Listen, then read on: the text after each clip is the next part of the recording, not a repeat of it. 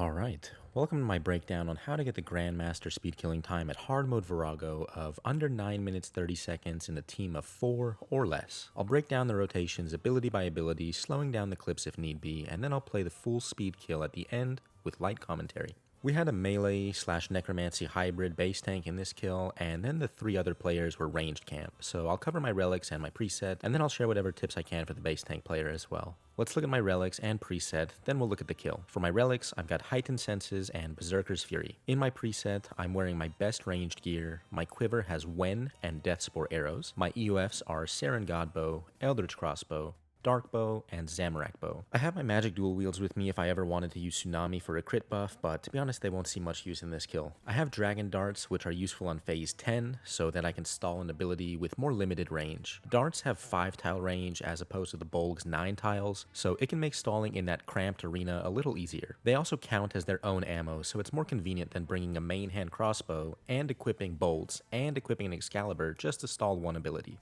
Lastly of note, I brought Vitality Potion and Acceleration Potion with me. This was just to give the team more flexibility if we ever messed up on phase 1. We could start a new attempt and not have to wait out Acceleration Potion cooldown. We had 2 players that were capable of doing the Acceleration climb, so we could just trade cooldowns if needed. That said, our climber was an absolute monster, so it wasn't necessary in the end.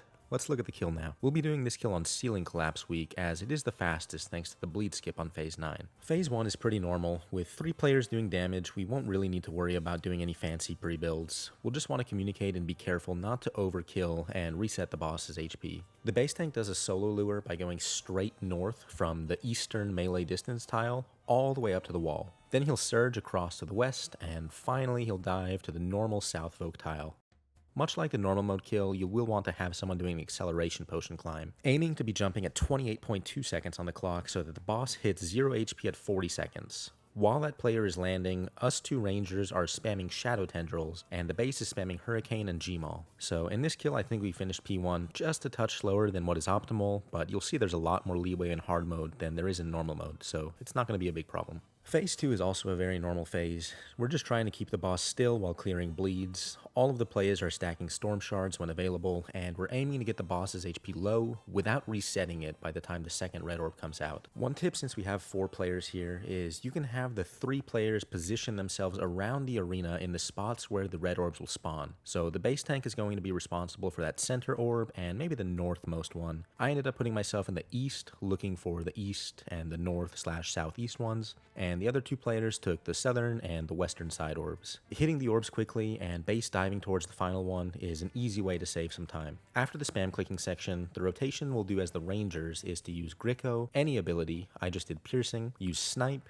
then wait 1 tick and use Shadow Tendrils. That should kill the boss instantly, and then we can build Wen arrow stacks on the dummy. Phase 3 is Ceilings. At the start of the phase, the 3 rangers will use Eldritch Crossbow, stall SGB off of the dummy, and then release with Snapshot, then Gricko. I believe the base did Berserk, Barge, Chaos Roar, Stall Claw, Release with Assault, and then Hurricane. Essentially something similar to the normal mode rotation. After the phase, we all build Adrenaline on the dummy and prepare for Scopulus. In this team, we decided one player should solo the northern scop while the rest handled the 2 southern scops. So I was going to be responsible for the northern scop in this kill. I wanted to get Deathspore stacks off this phase 3 dummy so that I could do a free Death Swiftness on phase 4. All the rangers are using Death Swiftness here.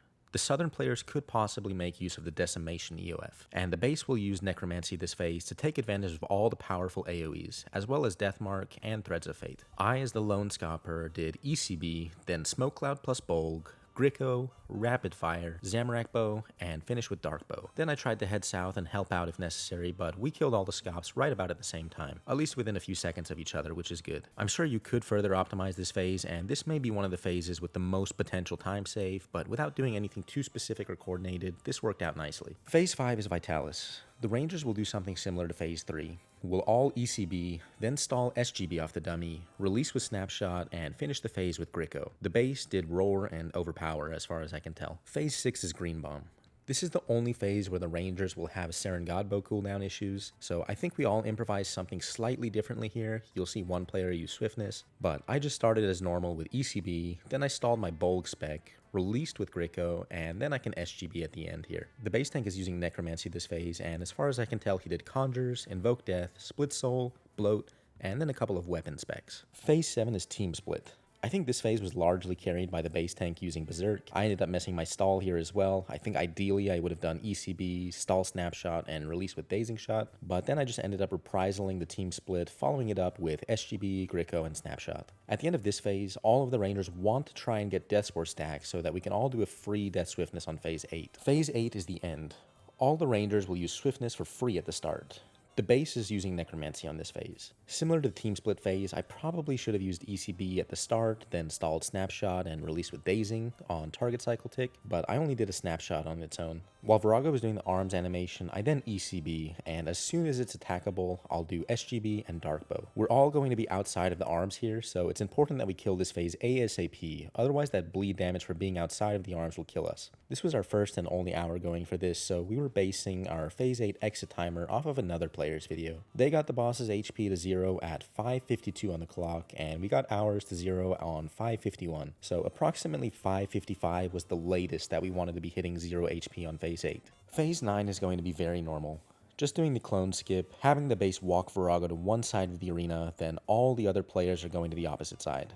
And we're also doing the bleed skip, so the base is positioning himself in such a way that Vorago is going to get stuck on a rock and not able to reach him. Meanwhile, all of the other players have their familiars set to passive attack option and or are spamming the Cease ability.